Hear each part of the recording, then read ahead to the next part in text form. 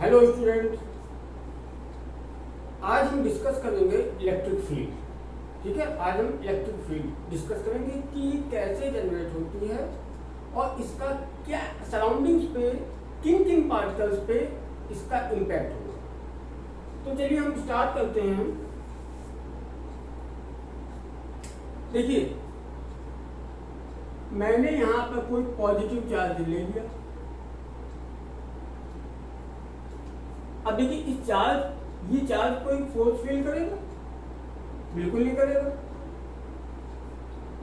क्योंकि हम ये एज्यूम करते हैं कि यहाँ पर कोई इलेक्ट्रिक फील्ड है ही नहीं।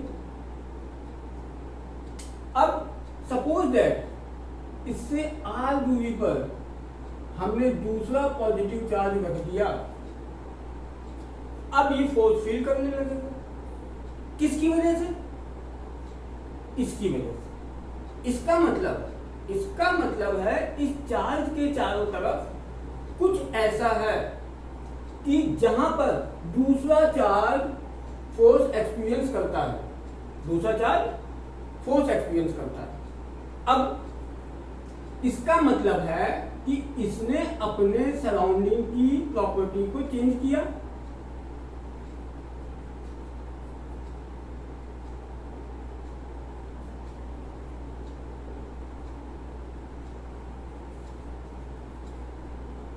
देखिए, इसने अपने सराउंडिंग की प्रॉपर्टी को चेंज किया।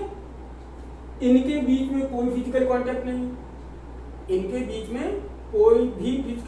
नहीं, फिर भी ये चार्ज इसकी वजह से फोर्स फील कर रहा। मान लेते हैं इनके बीच की डिस्टेंस r है। तो बेटा, इनके बीच की डिस्टेंस हम इस चार्ज को जैसे जैसे दूर लेते जाएंगे तो इसके ऊपर फोर्स कम हो जाएगा। ये हम कूलम्ब्स लॉ में पढ़ चुके हैं। अब देखिए, इसने अपने चारों तरफ की प्रॉपर्टी चेंज की,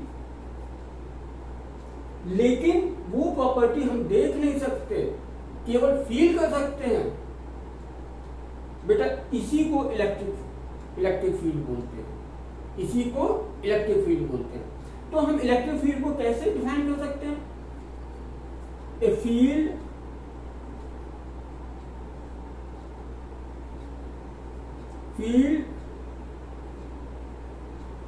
around a charged particle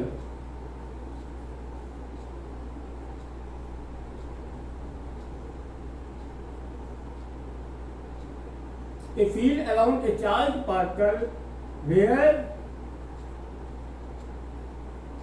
another charge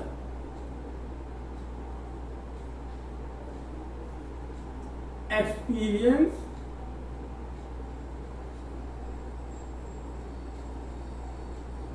the force।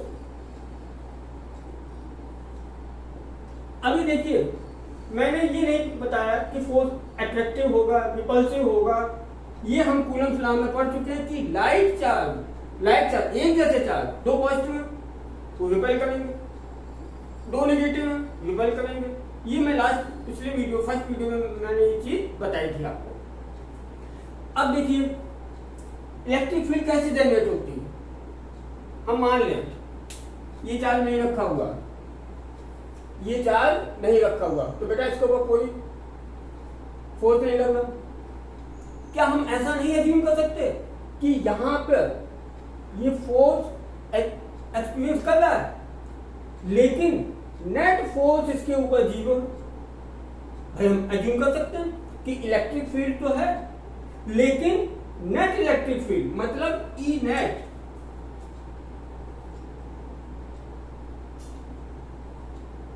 Equal to zero. ये भी तो एज्यूम कर सकते हैं, ई नेट जीरो है।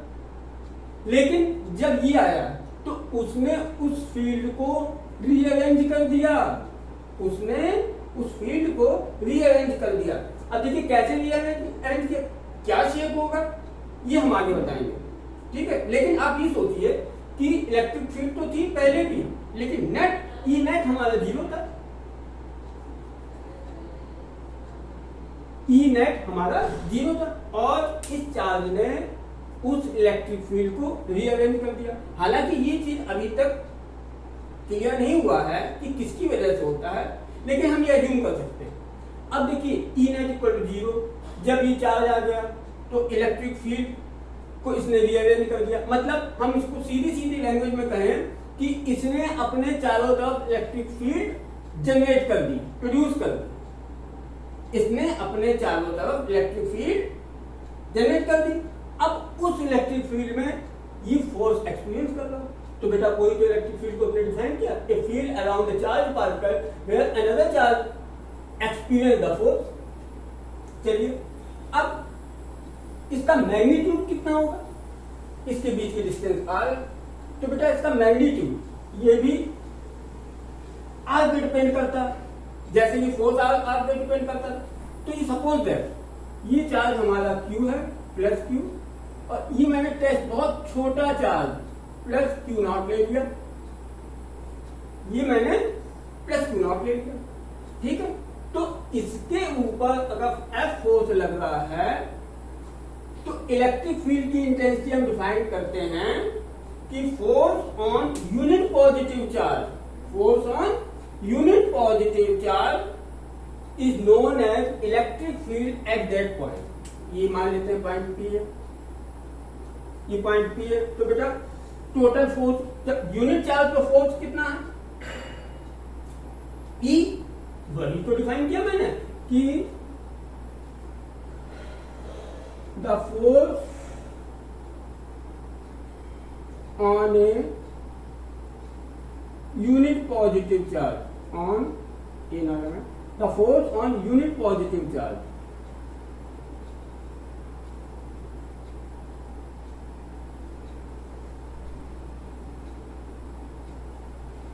is intensity of electric field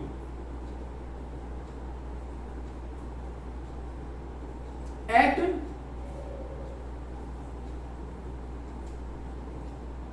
that point। Clear होगी? The force on unit positive charge is intensity of electric field at that point।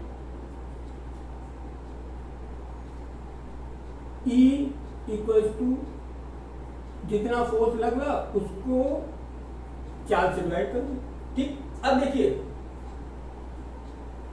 E force हमारा vector quantity, naturally E भी क्या होगा, vector quantity होगी। Q not हमारी scalar, charge हमारा scalar होता है, फोर्स वेक्टर है तो E हमारा वेक्टर क्वांटिटी होगी, ठीक है। ये चीज क्लियर होगी कि E equal to F upon Q कैसे होता है, कि हमने जैसे डिफाइन किया वैसे ही उसको सिंबलिक फॉर्म में रिप्रेजेंट कर दिया। भाई जो मैंने डिफाइन किया वही सिंबलिक फॉर्म में रिप्रेजेंट कर दिया, ठीक। अब देखिए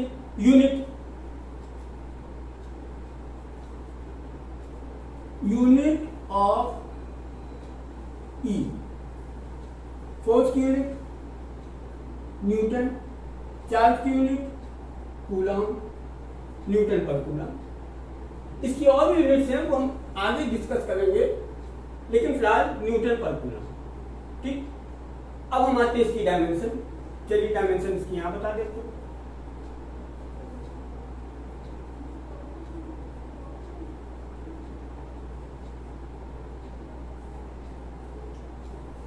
ठीक है, फोर्स की डायमेंशन होती है mL/T - 2 डिवाइडेड बाय चार्ज की होती है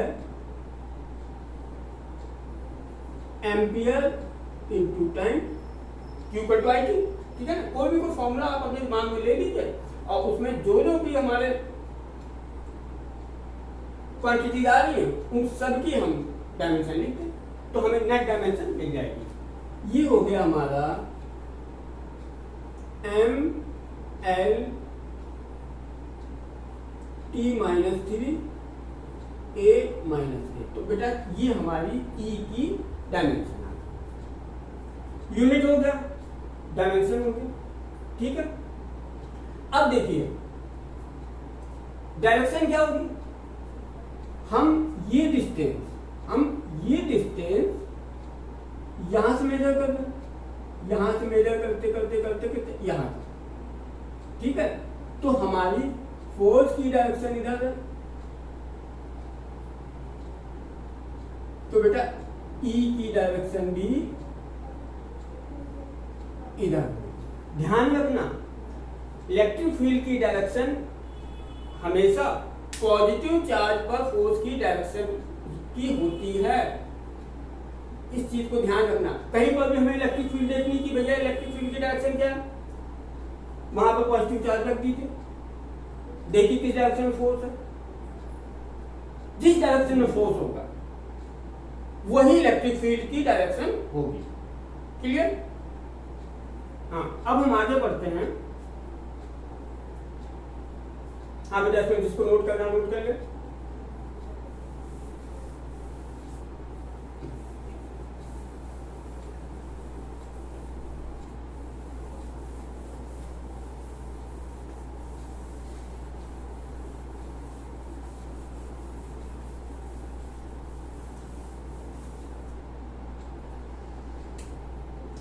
ये देखिए, ये हमारा कोई चार्ज है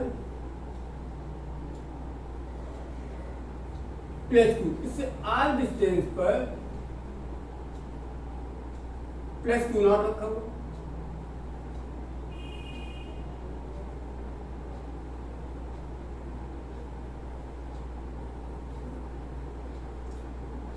अब मैं एक्सप्रेशन ड्राइव करने जा रहा हूं कि electric field intensity at point P which is R distance from the charge. ठीक है, बिल्कुल सिंपल है।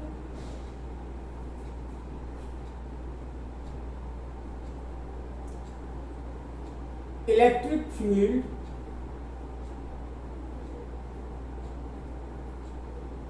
Due to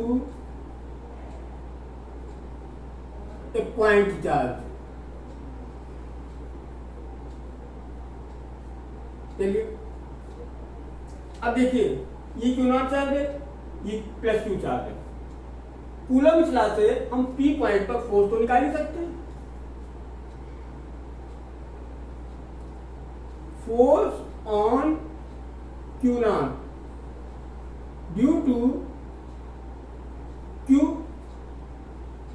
F equals to 1/4 pi epsilon nought Q nought upon R square.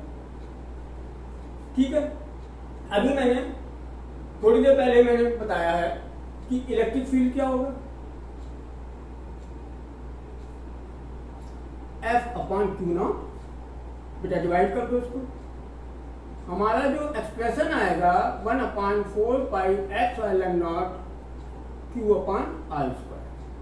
ये मैग्नीट्यूड ऑफ इलेक्ट्रिक फील्ड है। ये क्या है, P point पर इलेक्ट्रिक फील्ड की कितनी इंटेंसिटी होगी, कितना मैग्नीट्यूड होगा, वो हमारा आ गया। अब अभी मैंने बोला था कि इलेक्ट्रिक फील्ड हमारी वेक्टर क्वांटिटी, तो भैया डायरेक्शन भी तो चाहिए हमें। ठीक है, अब देखिए ये फोर्स की डायरेक्शन है, यही इलेक्ट्रिक फील्ड की भी डायरेक्शन है। और आर देखिए, आर क्या है, आर यहां से यहां तक टोटल डिस्टेंस है। ठीक है, तो इसको जो आर की डायरेक्शन होगी वही इलेक्ट्रिक फील्ड की डायरेक्शन होगी। ठीक है, तो अब इसको वेक्टर फॉर्म में कन्वर्ट करने के लिए E equals to 1/4 pi epsilon nought Q upon R square into R cap. ठीक, आर कैप आप लोग अच्छी तरह जानते होंगे, नहीं जानते तो थोड़ा सा देख लीजिए। देखिए आर कैप क्या होता है,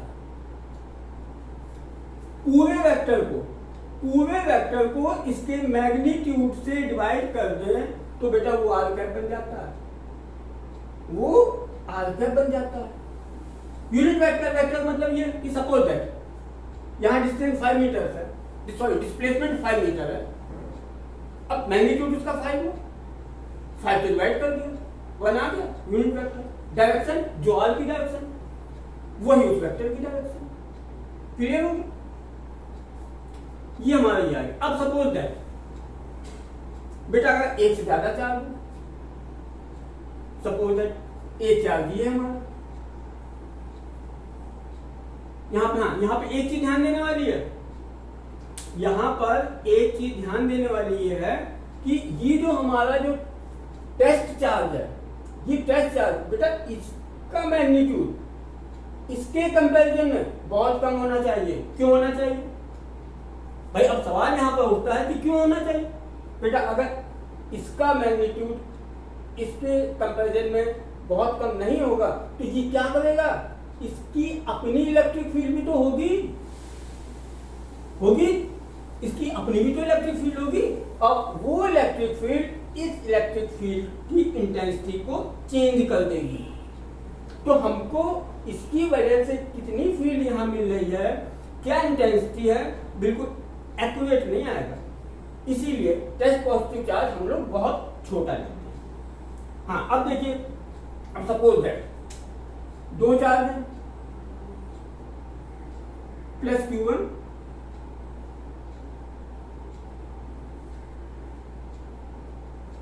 प्लस Q2, ये पॉइंट P है,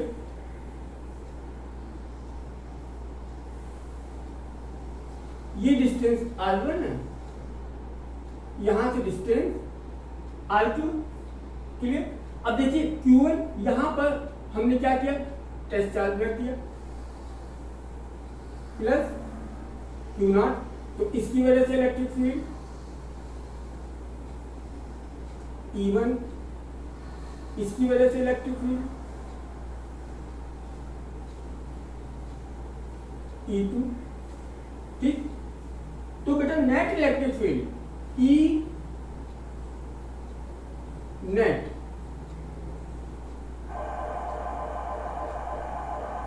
E1 प्लस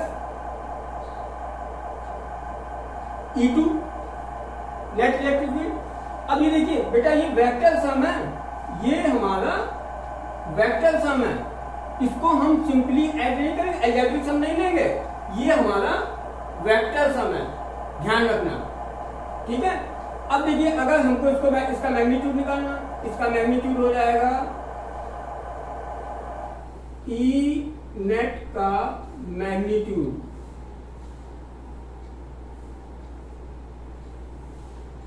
अगर इनके बीच का एंगल थीटा है तो ई नेट का मैग्नीट्यूड E1 स्क्वायर, अगर बेटा पूरी तरह से हम लिखें मैग्नीट्यूड ऑफ E1 का स्क्वायर, मैग्नीट्यूड ऑफ E2 का square, plus 2 magnitude of E1 magnitude of E2, ये हमारा इनटू कॉस थी। तो ई नेट का जो मैग्नीट्यूड होगा ये इतना होगा। ठीक है? अब बेटा अगर डायरेक्शन निकालिए, अब डायरेक्शन निकालिए तो हम वेक्टर के हिसाब से इसका देखिए, इसका नेट इलेक्ट्रिक फील्ड यहां कहीं जाएगा, नेट इलेक्ट्रिक फील्ड इसके बीच में से ही कहीं जाएगा। वो डिपेंड करता है कि इनके मैग्नीट्यूड पे कि कौन सा चार्ज बड़ा है, तो बेटा E1 बड़ा होगा, E1 बड़ा होगा तो हमारा नेट की इधर शिफ्ट हो जाएगा। अगर Q2 बड़ा है तो E2 बड़ा होगा, E2 बड़ा होगा तब तो रिजल्टेंट उधर शिफ्ट हो जाएगा। क्लियर है? अब अगर बहुत सारे चार्ज रखे हो तो सारे वेक्टर्स को हम ऐड कर देंगे। वेक्टर एडिशन आपको आता होगा, उसका मैग्नीट्यूड आप इससे निकाल सकते हैं, 2 का निकालेंगे। क्लियर? तो बेटा आज हम लोगों ने क्या डिस्कस किया कि इलेक्ट्रिक फील्ड कैसे जनरेट होती है, क्या उसका इंपैक्ट होता है, और पॉइंट चार्ज की वजह से आर डिस्टेंस पे कितनी इलेक्ट्रिक फील्ड होती है, ये इसका मैग्नीट्यूड है, ये वेक्टर फॉर्म है। क्लियर हो गया? चलिए